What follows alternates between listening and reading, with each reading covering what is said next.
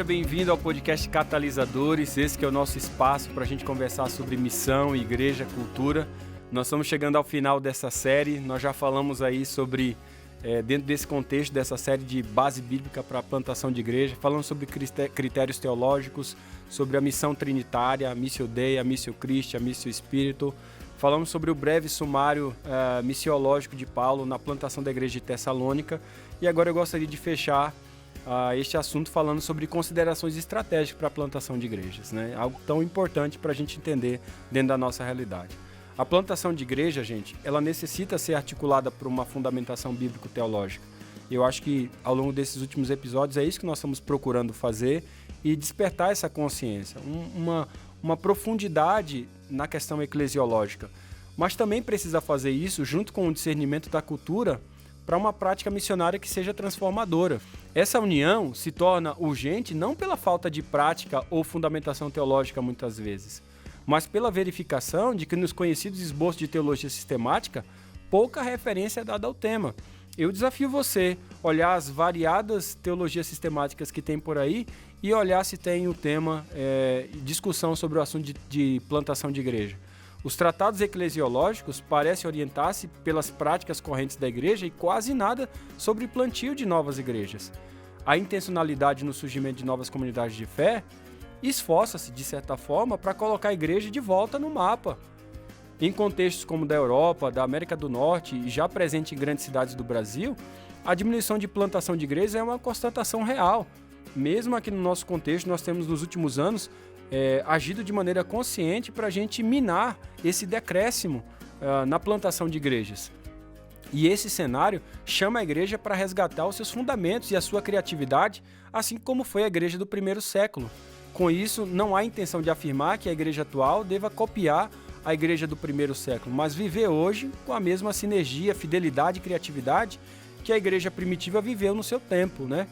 É nesse sentido que o Michael Green, naquele livro sobre a evangelização da igreja primitiva, um livro extraordinário, ele mostra um ponto de partida para a igreja atual ao defender que as estratégias evangelizadoras no primeiro século eram claras, elas eram simples, elas eram envolventes e elas eram comunitárias.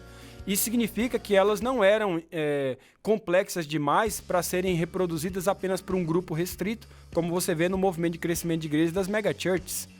Nem eram obscuras, impedindo assim que a sua compreensão escapasse da compreensão do povo comum. Então, diante disso, é importante ressaltar que as estratégias, elas são formas das quais se aplicam um princípio, né? Então, um princípio da igreja, por exemplo, da igreja cristocêntrica, que seja apostólica, né? De uma igreja que seja mandatária, né? Que vive sobre um mandato que é o mandato de Mateus 28, da grande comissão, na verdade, que está nos 4 evangelhos ali, de uma evangelização que seja bíblica, uma igreja que seja discipuladora, comunitária, vão se utilizar de diferentes formas, em diferentes contextos, para que ela seja compreendida de maneira inteligível e relevante. Então, a análise dos métodos do apóstolo Paulo, a gente pode observar essa preocupação para que a mensagem ela seja inteligível e ela seja relevante na comunidade. O Essel Greve, por exemplo, quando ele vai falar sobre essas questões, principalmente no livro que ele fala sobre os métodos paulinos de plantação de igreja, de surgimento de igreja, ele vai demonstrar uma referência de plantio de igreja nessa experiência de Paulo, que vai ser observada em algumas fases. A primeira fase, por exemplo, né, diz à tona sobre os missionários, que eles são enviados pela igreja local para a formação de uma equipe. E isso confronta muito o jeito de, muitas vezes, plantar a igreja, porque normalmente planta-se igreja, vai direto atrás do terreno para fazer culto e a gente não se preocupa com liderança. Bem, isso não se parece muito com a metodologia de Paulo. Quando você olha as epístolas paulinas, você vai ver, primeiramente, que existe uma preocupação com a formação de uma equipe, para dar forma a um grupo base para então surgir essa igreja. A seguir vem o público-alvo, que é contatado pelas oportunidades que são relacionais, vivencia essa relação, essa amizade com o público-alvo. Dessa forma, o evangelho ele passa a ser comunicado de forma inteligível nesse relacionamento, nessa forma natural. A partir disso, os ouvintes se convertem, são congregados, formando então essa igreja local. Assim, a fé é confirmada e consolidada, a liderança local é consagrada, os convertidos são ali fortalecidos na palavra E por fim, você tem aí o relacionamento pessoal com os plantadores, que continuam as igrejas. E essas igrejas locais enviam então agora novos missionários para que haja multiplicação do movimento. Se você olhar seguindo essa ideia, dentro disso que o Russell Grave trabalha essa questão dos métodos de Paulo, você vê muita coisa legal aqui. É basicamente levando em consideração esses métodos que o plantador, dentro daquilo que a gente tem trabalhado no Acts, no plantador, a gente tem seguido, sendo fiel a essa lógica desse estudo, desse fundamento, dessas considerações estratégicas. Seguindo essa ideia também, outro modelo estratégico, chamado de plantio de igrejas orgânicas, né, sugere que o núcleo do DNA de uma igreja local esteja baseado em pelo menos 3 princípios, que é amar a Deus, amar ao próximo e fazer discípulos. Neil Cole, que trabalha bastante esse conceito naquele livro Igreja Orgânica, né, baseado no ministério de Jesus, ele indica pelo menos 6 passos aí para o plantio de igrejas. O primeiro passo tem a ver com reunir pessoas formando comunidade de base, ou seja, um núcleo base, um core group, tá? Depois, formar uma comunidade de discípulos a partir dessa comunidade e treinar os líderes. Então, formou o grupo base, agora você vai dar essa vivência do discipulado para esse grupo base e vamos treinar, formar a consciência, a visão de liderança de igreja. E ele vem para o terceiro fator, começar a viver juntos num crescimento mútuo, é quando você trabalha essa formação com o grupo base. Depois ele fala de identificar dons entre os da comunidade de discípulos e entre os líderes. E a gente trabalha bastante isso quando a gente fala do EIPEST, né, que baseado ali em Efésios 4, que Deus designou um para apóstolos, para profetas, evangelistas, pastores e mestres. E quando a gente molda a igreja nesse conceito de plenitude de Cristo, nesse conceito ministerial de Efésios 4, você começa a vivenciar juntos esse crescimento mútuo, mas identificando os dons dentro do contexto comunitário de discípulos e também dos líderes. E aí ele coloca também essa questão de identificar possíveis ministérios a partir desses dons, né? E por fim, empoderar e liberar para que os ministérios se multipliquem, eles aconteçam na vida da comunidade, colocando outras pessoas junto para vivenciar esses ministérios. O conceito estratégico de igreja missional também é uma outra questão bem proposta. Além desse, do Neil Cole, que coloca esses elementos baseados na vivência de Cristo, o conceito do Michael Gorin, naquele livro que eu fiz, inclusive, uma série aqui, foi a minha primeira série no podcast Catalisadores, que ele vai falar sobre essa questão da igreja missional. Ele vai apresentar ali, ele propõe uma igreja que resgata teologicamente a sua missão, passando a tornar a sua vida missional, ou seja, direcionada para o propósito de Deus, né? E ele aponta ali, pelo menos, alguns pontos que são aplicáveis para a igreja local, que serve de compreensão nesse processo de consideração estratégica para o plantio de igreja. Primeiro, que o culto fomente a identidade missional, ou seja, o culto é um resgate dessa vivência do chamado missional. E isso tem aplicações práticas muito profundas, porque num culto onde você resgata a identidade missional, você nem faz oração de despedida, você faz oração de envio. O culto é um chamado da conexão dos crentes para celebrar o envio durante a semana. Tudo isso vai fazendo sentido por causa desse fundamento missional, de identidade missional que o culto é trazido, que é um contexto de adoração. O segundo elemento que ele vai trabalhar é a capacitação para a pregação do evangelho. A gente capacitar e empoderar pessoas para que elas possam ser testemunhas. Depois ele vai falar sobre essa questão do empenho para viver como uma comunidade de contraste. A igreja ela atrai, mas ela também contrasta pela sua maneira diferente de vivenciar a cultura do reino e não a cultura do mundo. Essa também vai trazer a noção da igreja nessa compreensão do seu contexto cultural.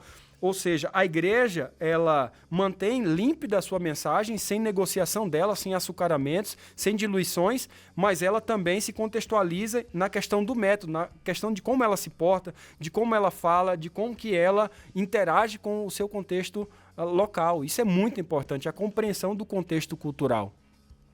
Um outro elemento que ele trabalha é o treinamento para um papel missionário no mundo. De como que a gente organiza a igreja para ser uma igreja enviadora, tá bom?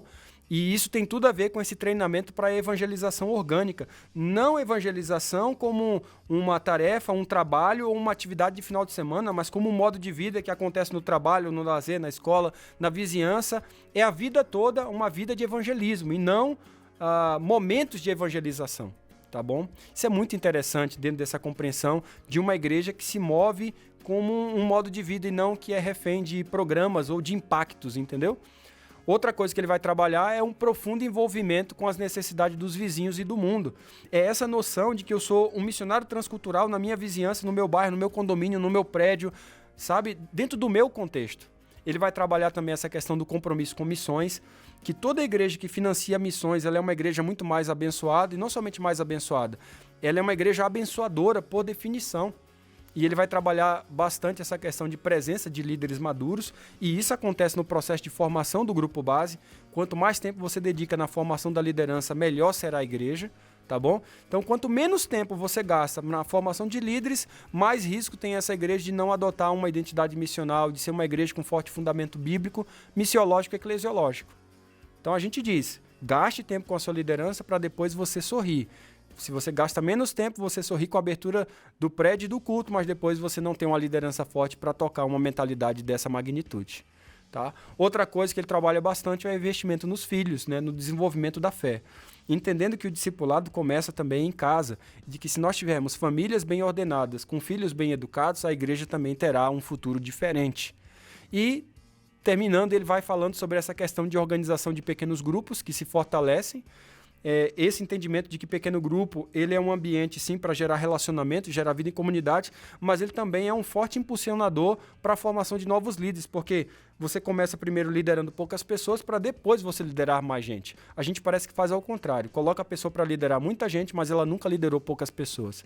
Isso não acontece no processo de plantação, principalmente do Acts, aqui do Acts Plantador, e é onde a gente tem falado, seguindo dentro dessas considerações estratégicas que a gente tem vivenciado aqui no sul do Brasil. Uma outra coisa, e terminando aí, é essa busca intencional por unidade e comunhão. Vivenciar uma comunidade missional, de uma comunhão cristã, saudável, onde nós nos unimos pela causa da missão. De forma geral, né, uma revisão desses modelos estratégicos citados aí, eu citei pelo menos 3, do Russell Grave, do Neil Cole e do Gorin. Poderia citar muitos outros, tá? Mas infinitamente muitos outros, mas esse podcast ficaria longo demais, esse episódio especificamente. Então, eu citei esses 3 porque eles já servem de base dentro dessa visão mais saudável daquilo que a gente está buscando a respeito da plantação de igrejas. E dentro desses modelos estratégicos citados, pode-se observar pelo menos 5 ênfases gerais em todos eles. A primeira diz respeito à autoridade da palavra e à prática da oração. Você quer plantar a igreja? Vamos fundamentar na Bíblia. Não vamos fundamentar em livro de A, B ou C simplesmente. Vamos fundamentar no Evangelho. Tá? E a gente percebe que precisa dessa dependência da oração, porque é o poder de Deus que faz isso acontecer.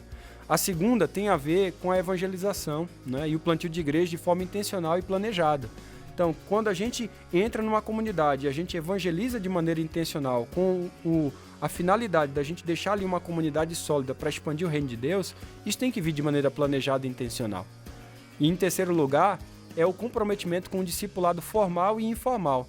Quando eu falo formal, é da gente, de fato, amadurecer os crentes com classe de ensino, com um guia direto, mas também informal, que é o relacionamento, é a amizade, que é o desenvolvimento dessas relações que levam você a ajudar as pessoas a serem imitadoras de Cristo, principalmente dentro do nosso contexto, quando a gente fala sobre o acorde. A gente já falou em outros episódios aí sobre isso, sobre os ritmos missionários de Jesus Cristo.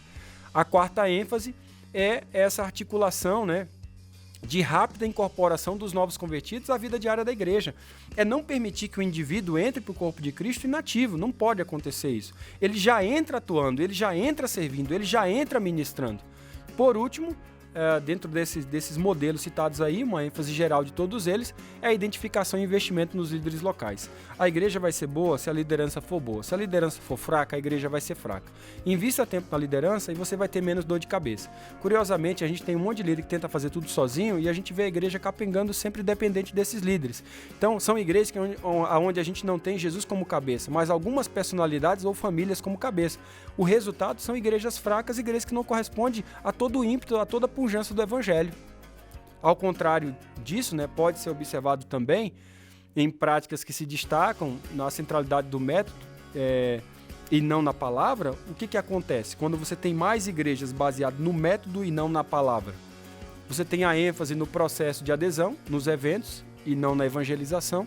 Você tem a ênfase no ensino do modelo de multiplicação compulsória, como a gente tinha aí datas aí para multiplicar pequenos grupos, datas para...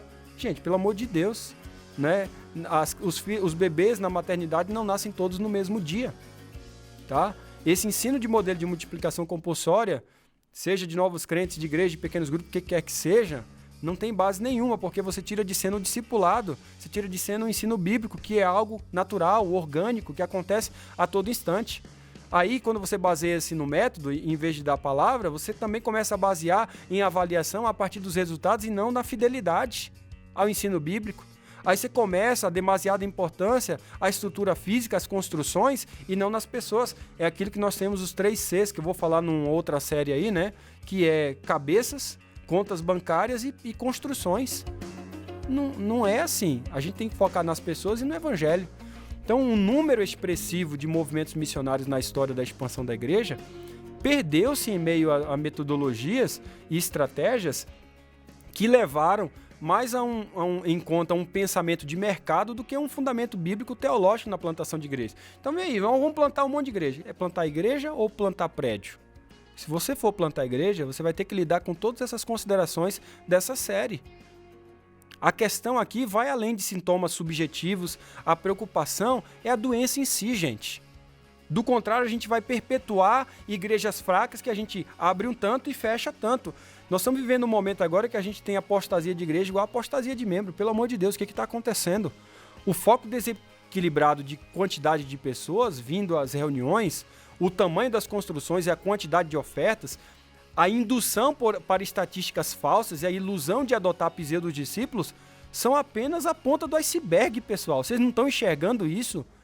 A razão primária, em boa parte, não foi a intencional infidelidade a Deus ou o desejo de liberar-se dos princípios básicos da fé cristã. Não. Foi sim a ausência de salvaguardas bíblicas na fundamentação de suas atitudes e metodologias ao longo do processo de proclamação e de plantação de igreja.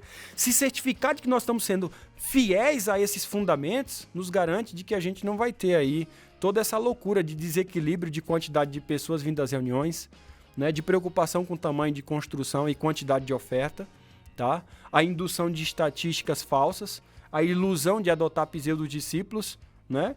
A gente não vai ter esses problemas, esse não vai ser a nossa ponta do iceberg, tá bom? Porque nós temos fundamento, então a gente não vai ter esses problemas de razão primária. Quando eu estou falando sobre essa questão da razão primária, em outras palavras, a própria paixão pela proclamação da palavra, se não revestida de fundamentação bíblica e teológica, funciona simplesmente como um elemento fomentador de liberalismo ou insensatez. Observando aí os diversos segmentos de plantação de igrejas no contexto evangélico, principalmente histórico, atual, principalmente dos evangélicos de missão, que é a esses que se parece um pouco mais dentro do contexto adventista, crê-se que o enraizamento dos problemas mais comuns em tais processos está ligado principalmente a alguns desses fatores que eu quero reprisar e destacar aqui. O primeiro deles é a dificuldade de se distinguir igreja e templo. Quantas pessoas têm essa dificuldade? Confundem templo com igreja. Gente, igreja e templo não tem nada a ver. Prédio, construção, com gente não tem nada a ver. A dificuldade de se distinguir igreja e templo, perdendo assim o valor do discípulo e gerando mais investimento na estrutura do que em pessoas, é um problema, é um fator que gera esses problemas mais comuns no processo de plantação de igreja, que não está fundamentado claramente no evangelho. Outra coisa é a demora na introdução dos convertidos na vida diária da igreja, diluindo assim o valor da comunhão, da integração, além de gerar crentes imaturos, sem funções, sem desafios e fora do contexto ministerial. Uma outra realidade é a despreocupação com os fundamentos teológicos, né? E a atração pelos mecanismos puramente pragmáticos quanto aos relatórios ministeriais, né? Que são avaliados tão somente a partir dos números. Tem tanta coisa a respeito da igreja que não dá para ser avaliado, porque é ação do Espírito, e aí ninguém tem como medir, né? Tem muita coisa. Igreja, gente, não é uma empresa. Igreja não é SA. A gente tem que entender isso. Da perspectiva do Evangelho, igreja sim é um movimento organizado, mas tem elementos que ela é organismo. E você tem que entender que não dá para você simplesmente usar mecanismos puramente pragmáticos, principalmente quando os relatórios ministeriais são avaliados puramente por números. Outra questão é a ausência de sensibilidade social, principalmente social, linguística ou cultural, pregando o evangelho de forma incompreensível ou inaplicável para o contexto receptor. Uma mensagem que é praticamente alienígena, alienada da realidade da vida. Então a gente está falando um negócio, eu vejo aí um monte de gente falando sobre um monte de coisa que não são as perguntas que a comunidade está levantando. E a gente tem que prestar atenção. A gente tem uma resposta para dar. E essa esperança existe em nós através da palavra. Mas às vezes a gente está falando coisas que ninguém está perguntando. Essa é a verdade, tá? A outra questão é a excessiva pressa no plantio de igrejas. Eu vejo que isso é muito, muito, muito comum, gerando comunidades que são superficiais na palavra e abrindo oportunidades reais para um sincretismo ou nominalismo real dentro do nosso contexto de plantio. Tem muita igreja que é plantada aí que tem muito pouco de adventismo e muito, muito, muito mesmo de catolicismo e evangélico. São evangélicos sabatistas. Muito pouco de adventismo, principalmente numa congregação que não sabe articular evangelho, graça pelo santuário, que não entendeu a vitalidade e o valor do sábado, que não entendeu o que é volta de Jesus Cristo e principalmente o ímpeto missionário da igreja, porque foi assim que nós nascemos, com essa fidelidade à palavra e fidelidade à missão. Então, quando você não tem mais palavra e não tem mais missão, desculpa, você não tem adventismo. O outro problema que você vai perceber é o excessivo envolvimento com a estrutura da missão ou da igreja, desgastando pessoas, né, recursos e tempo e minimizando o que deveria ser o maior e mais amplo investimento, que é a evangelização, o discipulado em cima da palavra. Aí você vê a igreja gastando tempo, dinheiro, energia com um programinha só para crente, comprando lembrancinha para dar para os mesmos irmãos toda semana. Pelo amor de Deus, irmãos. Nós somos chamados para fora, nós somos chamados para a comunidade. Então, quando a gente só gasta tempo para fazer programa para nós, um tempo desse atrás eu vi uma igreja aí que separou R$80 mil para fazer mega domingos para trazer um cantor de tal lugar e de tal lugar todo domingo. Pelo amor de Deus, irmãos, para quê? Para encher a barriga de crente? Por que a gente não leva o cantor para a praça pública? Por que os nossos corais não cantam mais para fora do que para dentro? São essas mentalidades que vai fazendo com esse excessivo envolvimento com a estrutura seja muito mais do que com a missão. E o que confere vitalidade à estrutura é exatamente a vitalidade à missão orgânica da igreja. Um outro problema que eu percebo é essa extremada cobrança sobre pastores, missionários e líderes para que se envolvam com mais do que podem e devem, gerando esgotamento, depressão e desencorajamento. Não são poucos os pastores e líderes de igrejas locais que têm reclamado sobre esse tipo de sobrecarga que gera distorção de prioridade, que consequentemente gera centralização, desmotivação e, por fim, incredulidade a respeito da liderança. Por quê? Porque um monte de gente, tudo com burnout, tudo derrubado, espandongado mesmo, judiado, não aguenta corpo, não aguenta físico, é tanta coisa. A gente tem que ter um pouquinho de sanidade. Lembre-se que a gente precisa ter equilíbrio na vida, inclusive no aspecto físico e no aspecto emocional. Para a gente não ter aí uma série de liderança completamente esgotada, depressiva e desencorajada. É necessário a gente prestar atenção nisso. O processo de plantação de igreja é algo que esgota, por definição já, o plantador. Se você não cuidar desse aspecto, se você não tiver uma equipe boa perto de você, você vai morrer na praia. A gente não quer isso para você. Por isso que a gente tem um plantador aqui no nosso contexto para preparar você, para você não enfrentar problemas desse sentido. A outra questão é a dispersão das forças dos pastores, missionários e líderes, quando fazem de tudo um pouco, deixando de lado o principal para o qual foram chamados a fazer com excelência, que é a missão. Então a gente vira bombeirão, a gente está fazendo isso e aquilo, e vai na associação, faz isso, é construção, é não sei o quê, é mais não sei o quê, mais não sei o quê. Quando você vê, você não tem missão. Você está fazendo um monte de coisa, você não está fazendo o principal. O que é o principal? O que é o feijão com arroz? O que é básico? Isso a gente não pode abrir mão, pessoal.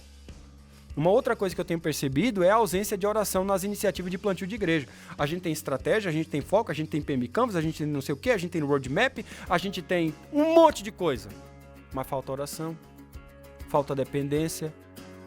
Quando projetos são definidos e efetivados a partir de critérios administrativos ou denominacionais, não em um ambiente sincero de busca da direção de Deus, dá BO, dá problema. A gente vê que não vai ser igreja que vai se multiplicar. Eu tenho dito assim, plantar uma igreja não é nem tão difícil, desse modelo comum por aí. Agora, plantar uma igreja que planta outras igrejas dentro da fibra bíblica, aí já é outro negócio. Aí a gente precisa colocar o Espírito Santo no meio, a gente precisa depender, a gente precisa orar, a gente precisa planejar, a gente precisa colocar estratégia, a gente precisa se organizar. E, basicamente, esses fatores têm contribuído para um processo não fundamentado de plantio de igrejas. Uma outra questão é a ausência de intencionalidade na evangelização, discipulado, de reunião de convertidos em igrejas locais, tratando o trabalho de Deus de forma puramente intuitiva e morosa. Gente, A questão da participação na evangelização e discipulado não é uma alternativa, é um mandato bíblico. Não tem como ser cristão e não compartilhar o evangelho com outros. Você pode ser um pseudo-cristão, mas um cristão de verdade você não vai ser. Essa lista que eu dei para vocês aqui comprova que toda atividade missionária de plantação de novas congregações deve ser acompanhada e autenticada pelas Escrituras. O apóstolo Paulo não foi um pragmático em sua experiência, né? Ele não foi um pragmático. E a sua vida mostra que o ponto inicial para o desenvolvimento de uma missão estratégica não pode ser menos que a mensagem da missão.